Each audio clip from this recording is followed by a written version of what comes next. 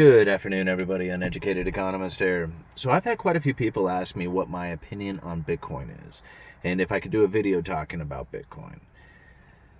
And I've thought about this one for a little while, and there is so much information on Bitcoin, and there is so many other YouTubers and just like crypto enthusiasts out there that know so much more about cryptocurrencies than I do, that I really couldn't provide a lot of information as far as anything new that you may not have heard of before.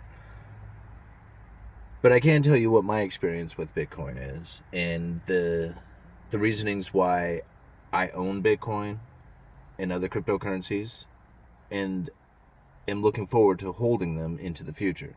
I don't sell Bitcoins, although I have used Bitcoin for transactions before. Now, I guess the first time I had ever heard of Bitcoin was back in 2010, and I believe it was on Max Kaiser. I heard him talking about Bitcoin, or he had a guest on talking about Bitcoin, and I remember talking to a few of my friends about this, and I'm like, have you ever heard of this thing, Bitcoin? It's an online currency. It's only exists online. You can't get it anywhere else. And people are like, man, it sounds like a scam. And I'm like, yeah, probably, but I'm going to go get me some of these things. Now, I tried to buy two of them. I went and I bought two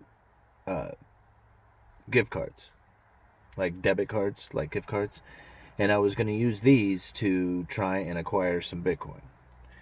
And when I went out there onto the internet to get some of these Bitcoins, I realized out there that it was not going to be an anonymous currency.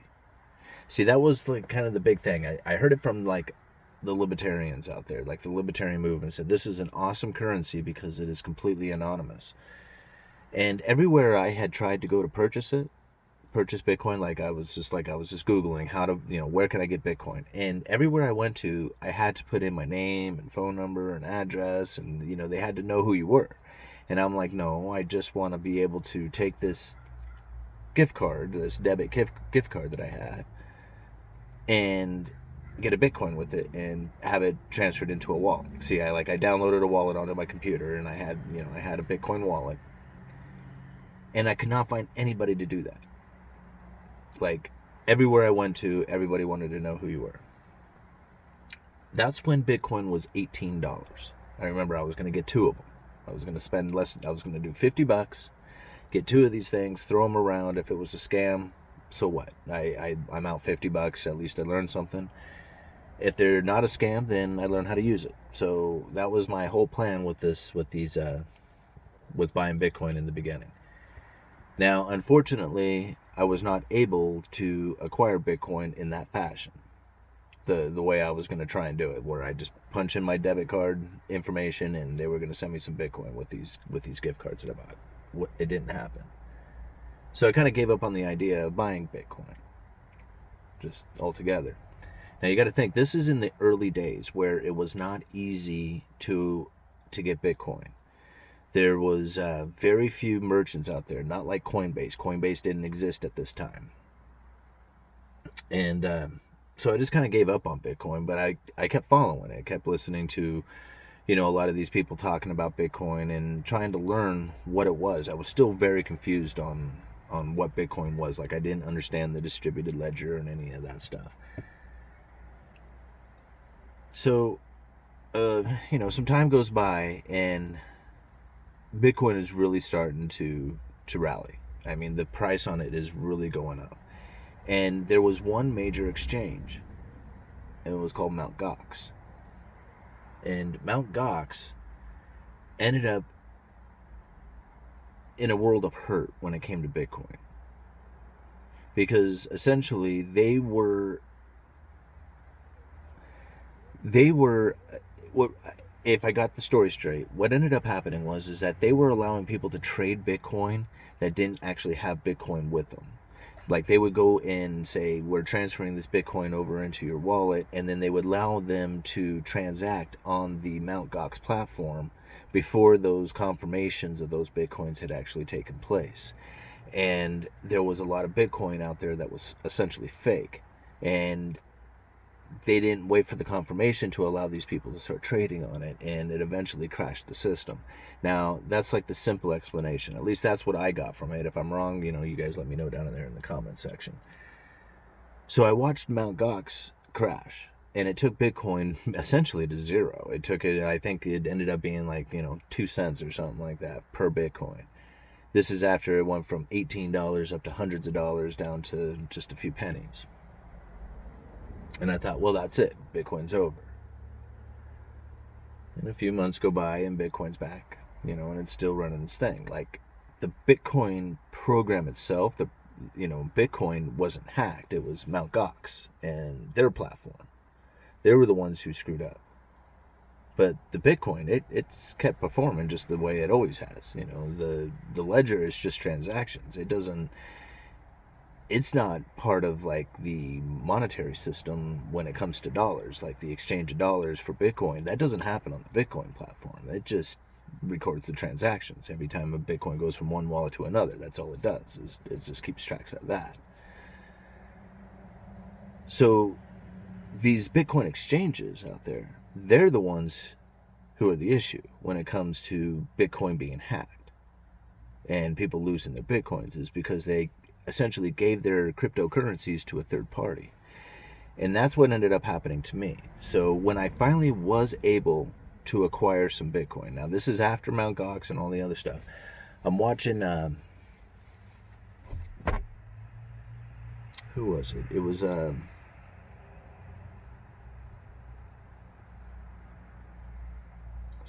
Still reporting. What's that guy's name? I can't remember. I'll leave a link down in the description or maybe down in just his name once I figure it out. It was Still reporting. What is his name? Anyway, he's been in the game for a long time, and he had a guest on talking about a particular cryptocurrency called Quark. Right, and this Quark was going to be super secure and super fast and everything, and it was going to be a really good cryptocurrency. And I'm like, okay, well, I'm still learning how to get this cryptocurrency, and why not? So I'll go for Quark because it's something different, and this guy's showing how to do it. And he said basically what you have to do is you have to acquire a account with a company called Coinbase. Now, I never heard of Coinbase at that time, and they were brand new. They had only been out for a couple of months. And so I get this account with Coinbase. It took me like 3 or 4 days of, giving them my information, bank account, stuff like that. And I was able to make a purchase. And so what the guy on the video was saying is to get some Bitcoin from Coinbase, send it over to this exchange, and then exchange it for Quark, and then you could send it to your Quark wallet. And then you can have the Quark. And I'm like, okay, so I'm going to follow this path and just learn as much as I can along the way. Wasn't planning on buying much. I think I started off with like $100 or something like that just to learn how this all worked. And I think I was going to try and buy $50 worth of Quark. And this was when like Bitcoin was like $850. So I get this Quark, I get the Coinbase, I send it over to a exchange called Cryptsy. This is what the guy says. He says, get an account with Cryptsy, send the Bitcoin over to Cryptsy, and from Cryptsy you can switch it over to Quark, and then you can have the Quark. So that's what I did. So I got this account with Cryptsy, but then I realized over at Cryptsy there was like all kinds of cryptocurrencies out there. Like a lot more than I even realized. And I was just like, wow, I knew there was a few of them. Like, you learn about Bitcoin and Litecoin and Ripple, but there was like tons of these cryptocurrencies out there. So I'm just kind of playing around with these cryptocurrencies, and I'm flipping cryptos for Doge, and and I'm not playing with very much money. I'm talking like $50-$60, right? And it grew into like, I don't know, $150. As the cryptocurrency prices, were rising during this time, and, just kind of playing around with these things, I was able to acquire quite a bit of crypto over here at this Cryptsy site. And again, at this time, I had no idea. I'm just at this point starting to figure out what the digital ledger is all about. And then one day, I go to log in, to Cryptsy and I can't get in. Like I can't get in at all. And I go to Twitter, and Big Vern, which is the guy who, that's his Twitter account, the guy who ran this site, is talking about technical difficulties and how they'll get it fired back up. And then these excuses start coming out about how there was a particular cryptocurrency that's been hacked and it's messing with the whole site, and that they would get things back up and running eventually. But it turns out that it was a complete scam, and Big Vern was pretty much stole the cryptos. Everybody had given them these cryptos. They were flipping them on this site, and then one day you just couldn't log in anymore. Shortly after that, and I was like really bummed. I'm like, so I got scammed, right? And people told me this cryptocurrency is a total scam. It's gonna, you're gonna lose your money, and yeah, that's essentially what happened. I sent it off to this third-party exchange, and then they kept it. And right after that, like, cryptocurrencies crashed again.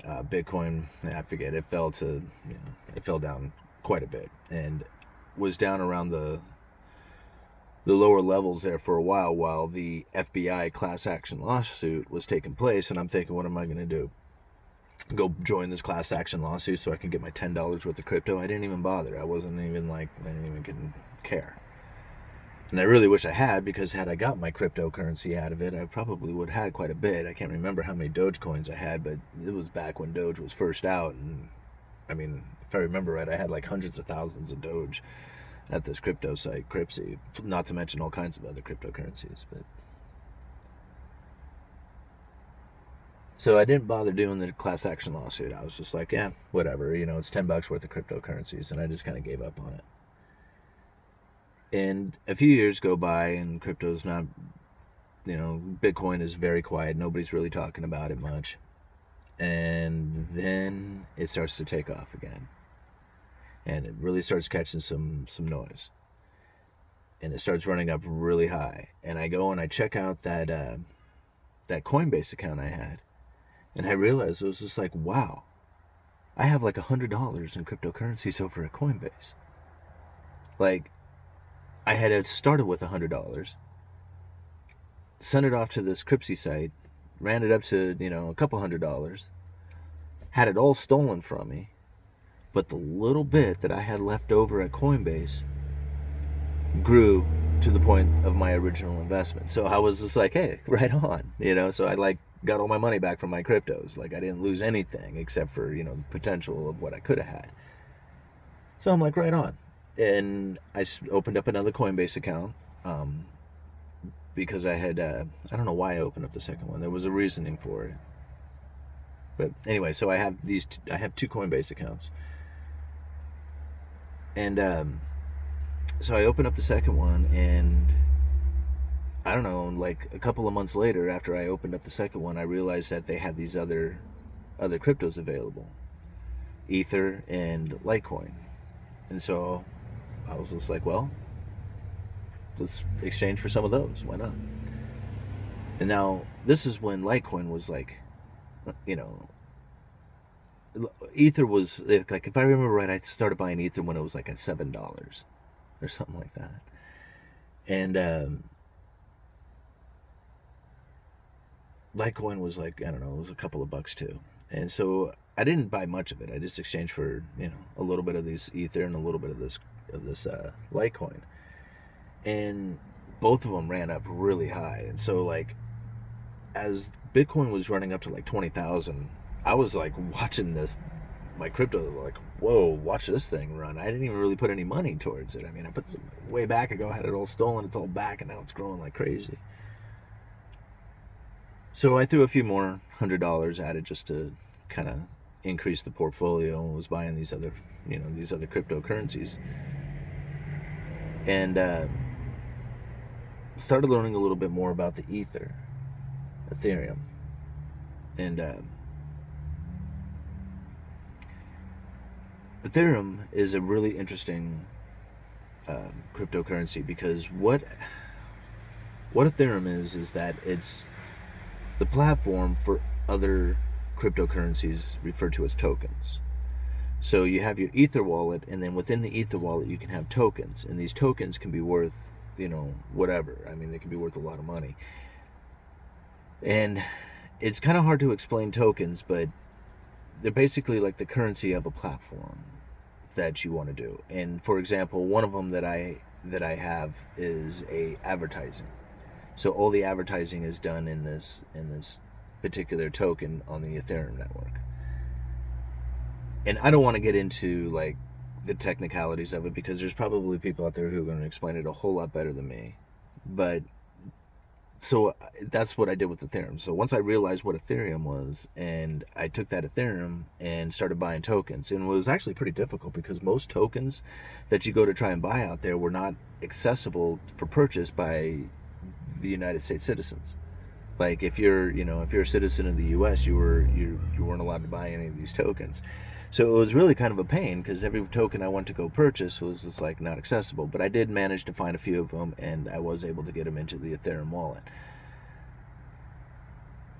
So I learned a lot about these cryptocurrencies over time, as I kept buying tokens, as I was buying into other cryptocurrencies, I would learn a lot more about them. So as you picked them up, you started realizing what they're kind of gearing themselves towards. And I really kind of took a lot of attention towards Litecoin.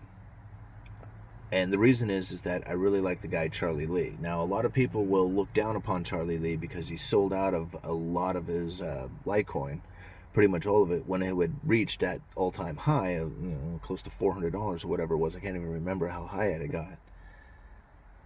And he sold out. And I'm like, yeah, no kidding. I would too. That's a brilliant move. And he took that money, and he is continuing to work on the Litecoin network.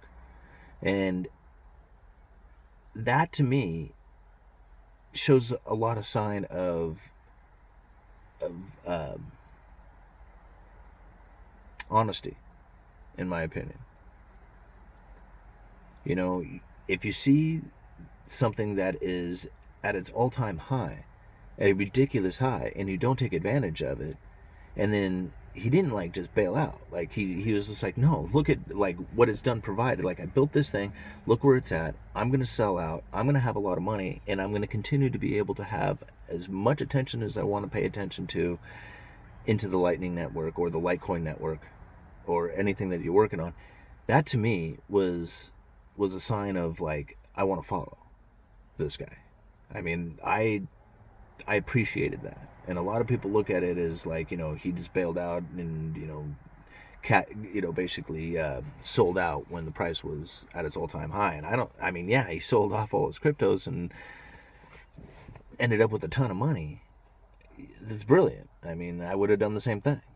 So anyway, so when I saw that, I thought, you know what? I really like the Lightning, or I really like Litecoin. I really like the ideas of the Lightning Network. I really like the idea of the things that these guys are working on and what they're gearing it towards.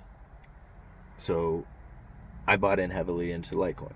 So that would be my crypto of choice if anybody was to ask. Now, granted, I have not been paying a lot of attention to cryptocurrencies over the last couple of years. Not because I don't feel that cryptos are a way of the future, which I do. I've just been paying more attention to what the Federal Reserve's actions are, because I feel that is more relevant to our day-to-day lives than the cryptocurrencies are. Now, do I feel cryptocurrencies have a future? Well, definitely blockchain does. And the cryptocurrencies themselves, that's another question. It would take people to consciously understand why it is that they are doing it if it comes to cryptocurrencies having any kind of real future. See, most people don't understand the dollar system. They don't understand fiat currency. They don't understand gold. They don't understand anything when it comes to the monetary system. And it's not their fault. They just never been shown. They've never explored or researched it. The Federal Reserve, their whole game is to control interest rates. The money system is all about debt. There is no commodity backing it. See, a lot of people think about gold as being part of the monetary system. It's not. gold doesn't have anything to do with it anymore. And not saying that at some point gold will again, because, pretty much throughout history, gold is always money. It always falls back to gold. Gold and silver are, the true historic monetary, system of choice. And every time a fiat currency comes to rise, they all fail. And this one will too at some point. Now, if the people choose to use cryptocurrencies as their form of exchange, then yeah, cryptocurrencies could have a wild amount of value to them. I mean, like an insane amount. Every single transaction can be done through these cryptocurrency networks. And never once do you have to rely on a third party, a government approval, or anything that, to disrupt it. If you make that choice, it's going to happen. That's a very powerful tool. But most people don't understand the value of that, and they're not going to even consider it. Most people are going to say, no, we already live in a digital age, and we already have a digital currency, and most dollars are digital and stuff, but it's not. Those are reliant on the third party. You're reliant on banking systems, you're relying on, computer programs. Those things are not the same as a cryptocurrency distributed digital wallet. These things, distributed ledger and the cryptocurrency wallets that go with them, this is a system that does not have any central control. There is no place to go to and take out that system or take out that computer. See, what gives cryptocurrencies their security is the fact that it would take a 51% hack, a 51% attack on these computers in order to take over the ledger. So if you can imagine all the different Bitcoin miners out there and all the different Bitcoin wallets, and you would have to have a system of computers so powerful, so big, and so dedicated to taking over the Bitcoin network to take over 51% of the computers that are mining and processing the information. If you could do that, then yes, you could hack Bitcoin and you can make the ledger whatever you want. But the chances of somebody being able to do that, or even a single country, are very slim. I mean, like, impossible. And I guess, coming into the days of quantum computing and stuff like that, there could be a chance that this sort of system could take over the Bitcoin network. But I even question that.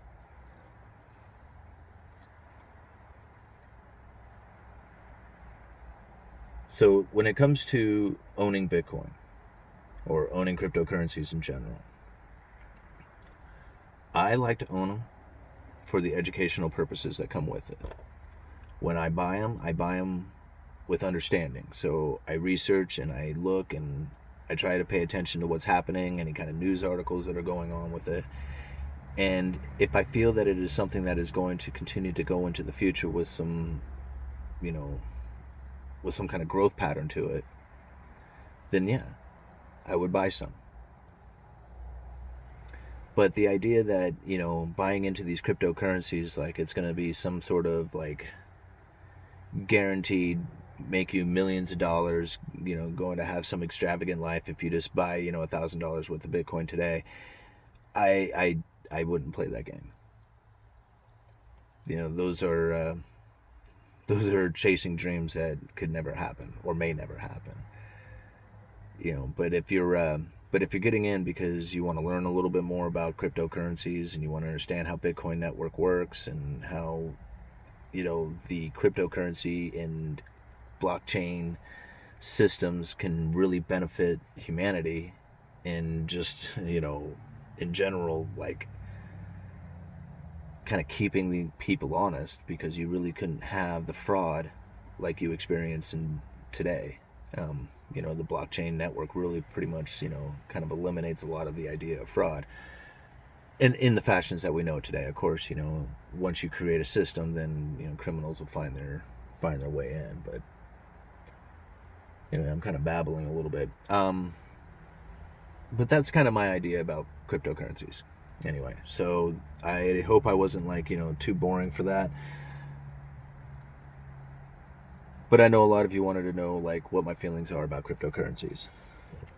Anyway, got some mail here for you today, so thought I would open up the mail. And I also want to apologize for the amount of ads that came in on the last video. And I had received an email from Google AdSense saying that they were going to do this to videos that were 10 minutes or longer. And I figured that they said that they were going to be automatic and they would place the commercials on there. I thought I had to actually turn it on to make that happen, but apparently it was automatic. And so I'm going to go and see where it is that I can turn that off. I'm annoyed by commercials. Like getting one or two of them in a 10-minute commercial or in a 10-minute video isn't that big of a deal. But like some people are saying that they got like 4 or even 5 commercials in that 10-minute, and that's just too many. I'm not into that. So anyway, I'll see if I can figure that out so we don't have that so many ads playing. I know a lot of you are okay with the ads and you actually let them run through. I appreciate that. But yeah, that's too many ads to be having on a 10-minute video, especially for mine. I'm just not into that, needing that much, ad revenue coming in that I have to put 4 ads on a video. Anyway, this is coming from Cecilia from LA. And let's see. Oh, I might have to read this one. I don't know, because this one looks like it's a little... It says, question topics for future videos. Is cancel culture a logical consequence of the increase in enthusiasm? Huh. I might have to read this one here in a little bit because it's a little bit longer and it looks like it's going to need a little bit more of me paying attention to what I'm reading there than I'm sure you guys are willing to sit through right now. So. Okay. So, well, thank you, Cecilia. I will read that here in just a little bit. This one is from Utah, Coda. Coda from Utah.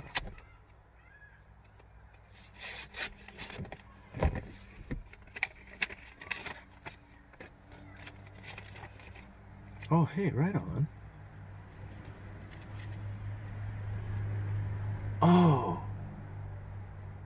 Is this one of those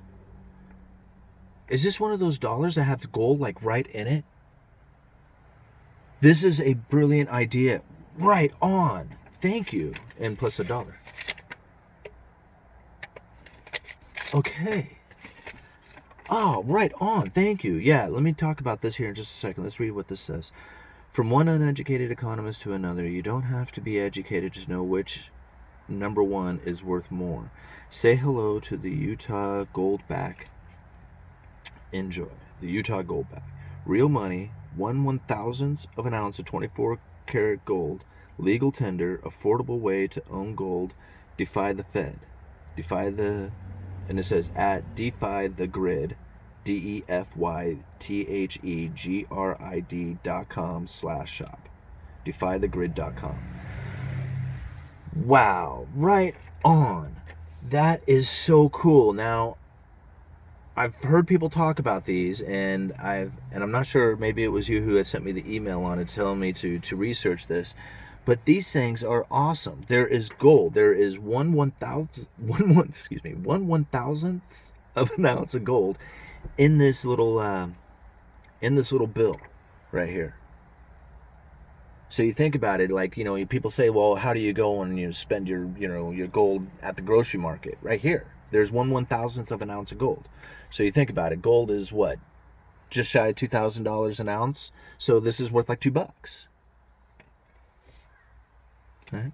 Which one's worth more? I can tell you which one I like more. Badass. Thank you so much, man. That is very, very cool. Now I want to get other ones to go with it. So neat. All right. So this one is from, well, it doesn't have a name. From Georgia.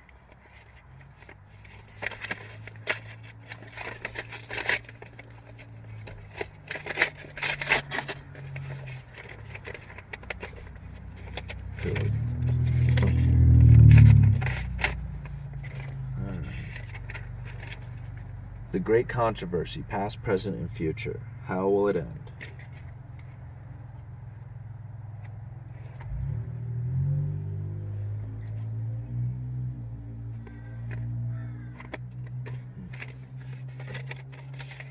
Okay, let's see here.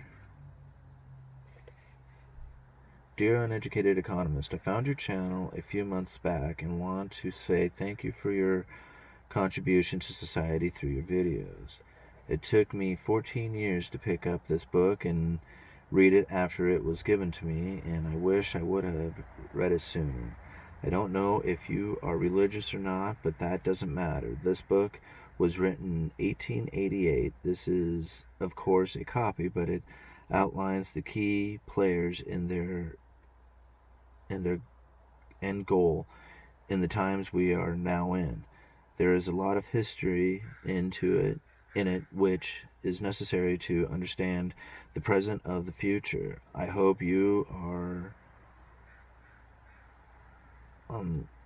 enlightened by it, and I ask God's blessing upon you and as you read it. Take care. Thank you. Very big thank you so much. It's kind of sad. I was mentioning it to a commenter the other day who asked me, it's just like, wow, I'd like to know what list of books you have read, because it would be really interesting to know what you have read. And it is sad to say that I have really read very few books in my life.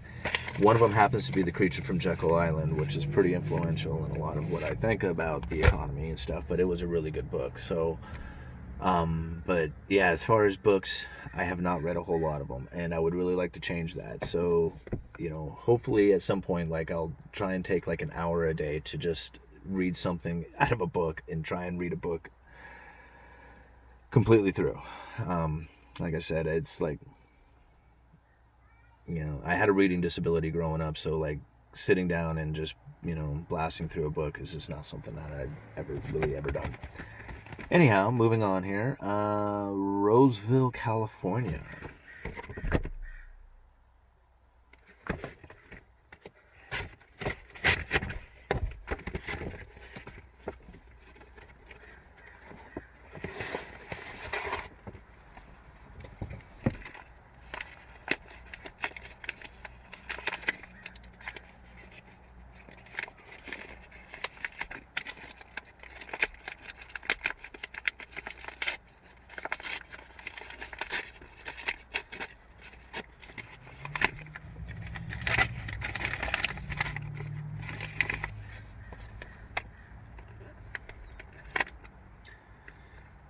Hey man, I recently found your